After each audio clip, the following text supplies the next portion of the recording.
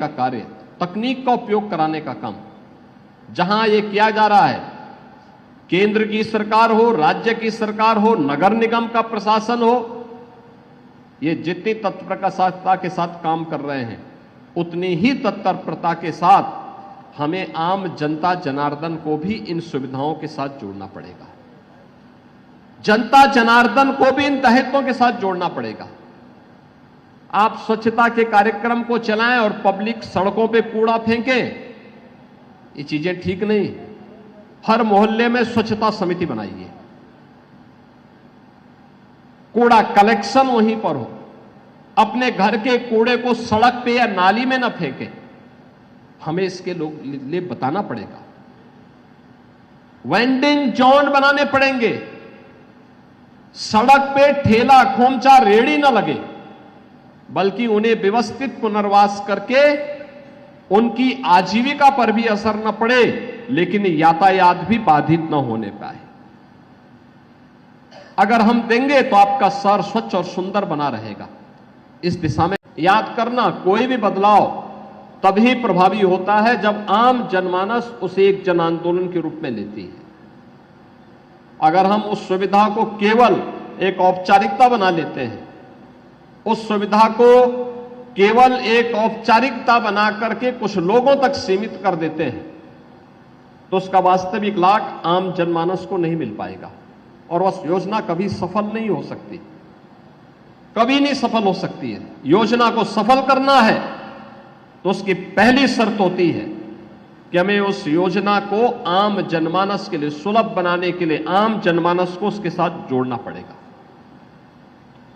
ये जुड़ने का भी है और जोड़ने का भी है। ये दोनों का एक केंद्र बिंदु इससे बनेगा और इससे मुझे लगता है पार्षदों के लिए भी बैठने की व्यवस्था भी है, कॉन्फ्रेंस रूम भी है, सीनियर सिटीजन्स के लिए अलग से व्यवस्था दे दी गई है, उनके लिए योगिक क्लासेज भी चलेंगी, लाइब्रेरी की व्यवस्था भी रहेगी और अन्य महत्वपूर्ण विषयों पर चर्चा के लिए उन्हें अन्य किसी प्रकार की इंडोर गेम्स के साथ भी जोड़ना चाहते हैं, उस प्रकार की सुविधा का भी केंद्र यहां पर बनाने का प्रयास हुआ है। बहनों और भाइयों, ये बदले हुए प्रवेश में जब दुनिया आगे बढ़ रही है, भारत विकास की एक नई ऊंचाई को प्राप्त कर रहा है। आज आप देख रहे होंगे भारत दुनिया की चौथी बड़ी अर्थव्यवस्था बन गया है। फैसिलिटेशन सेंटर के माध्यम से अब उन समस्याओं का समाधान होता हुआ दिखाई देगा। ये लोकतंत्र की पहली शर्त है और इसीलिए लोकतंत्र में आम जनमानस को केवल उसे सामान्य नागरिक नहीं कहा है। एक सामान्य नागरिक, आप किसी व्यक्ति की, किसी पदाधिकारी की उपेक्षा कर सकते हैं, एक आम नागरिक की नहीं। आम नागरिक लोकतंत्र में वह जनता जनार्दन के रूप में, जनता जनार्दन के रूप में उसको संबोधित किया जाता है और जनता जनार्दन की भावना को हमें अपने जीवन में अंगीकार करने के लिए तैयार होना होगा। नगर निगम का यह अभिनव प्रयास अत्यंत सार्थक है। मैं इसके लिए नगर निगम की पूरी टीम को हृदय से धन्यवाद देता हूं। साथ साथ यहां पर एक नई सुविधा, सीनियर सिटीजन केयर सेंटर, जितने भी बुजुर्ग नागरिक हैं उन सभी बुजुर्गों के लिए सुविधा यहां पे बन सके।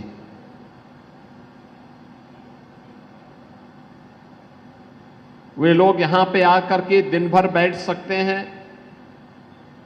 उनके लिए कैंटीन की व्यवस्था भी रहेगी, सुबह योगासन की व्यवस्था रहेगी, अखबार पढ़ने के लिए व्यवस्था रहेगी, लाइब्रेरी में धार्मिक पुस्तकों को और अन्य रचनात्मक पुस्तकों को पढ़ने की सुविधा रहेगी। सीनियर सिटीजन्स के लिए भी एक सुविधा आज यहां पर सीनियर सिटीजन केयर सेंटर के रूप में नगर निगम के द्वारा शुभारंभ किया जा रहा है। पहली शर्त है संवाद की, ईज ऑफ डूइंग बिजनेस की, और ईज ऑफ लिविंग की।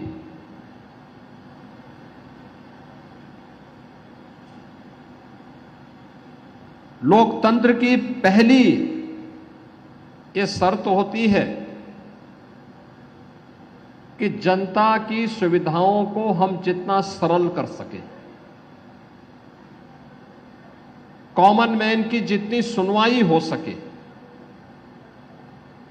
हमें उसे फैसिलिटेट करना होगा। थोड़ा सा प्रयास अगर हम करेंगे तो जन सुनवाई के माध्यम से इसको और सुदृढ़ किया जा सकता है। और आज अर्बन फैसिलिटेशन सेंटर यानी नगरीय सुविधा केंद्र, नगर निगम से संबंधित जितनी भी सेवाएं हैं,